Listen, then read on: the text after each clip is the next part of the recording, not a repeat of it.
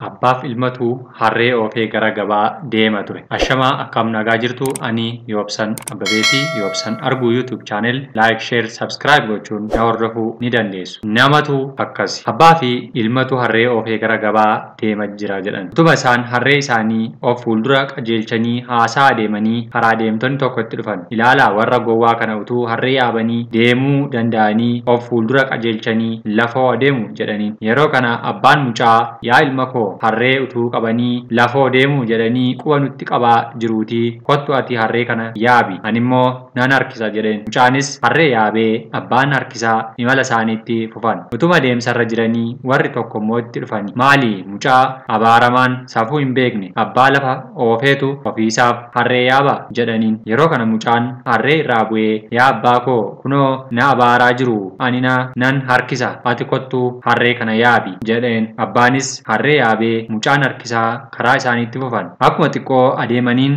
immoo warri tokko karaatti itti dhufan. Maali abbaa hammaataan akkanaa mucaa isaa lafa oofee ofii isaaf harreetti bahee deema jedhaniin. Yeroo kana abbaan yaa mucaa koo kunoo mucaa isaa lafa oofe jedhanii na abaaraa jiru kanaaf kottu atis yaabi lama taanee yaabbannee adeemnaati jedheen. Sana booda lamaan isaaniituu harree sana yaabanii karaa isaanii itti fufan. Xiqqoo akkuma deemaniin ammas warri tokkotti dhufanii maali warri hamoon akka kanaa akkamitti lama ta'anii harree yaabanii adeemu sammuun isaanii xiqqumallee hin yaadu jedhaniin. Yeroo kana waan godhan dhabnaan harree sanarraa bu'anii muka lama cicimaa isaa qopheeffatanii miilaa fi harka ishee hidhanii harritti lama ta'anii ol fuudhanii baatanii karaa isaaniitti fufan. Takka akkuma deemaniin warri tokko immoo karaatti itti dhufanii oo ilaalaa warra gowwaa kana harree kana yaabanii utuu deemuu danda'anii garuu baatanii adeemu maali warra gowwaan akka kanaa jedhaniin. Yeroo kana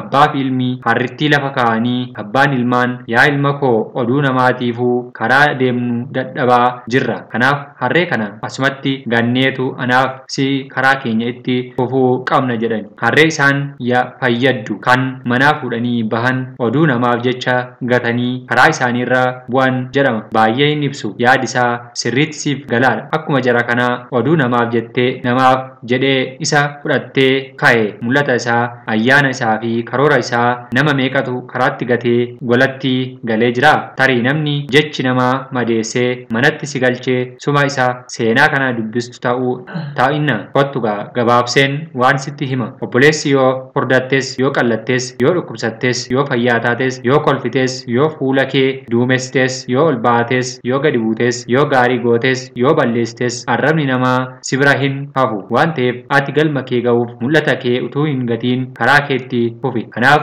yoo sirratti odeessan yoo maqaa kee balleessan yoo sirratti kaka'anii haga du'aattiyyuu yoo silaatan sen dhibiin. Kanas haa ta'u sanas namoota siif odeessan caalaa namoota sirratti odeessantu naannoo kee guutee jira waan ta'eef isaaniif gurri kee duudaa haa ta'u. Namni akkasii waan ta'eef ati calluma jedhii jireenya kee jiraadhu. Namumatu akkasi. Galatooma.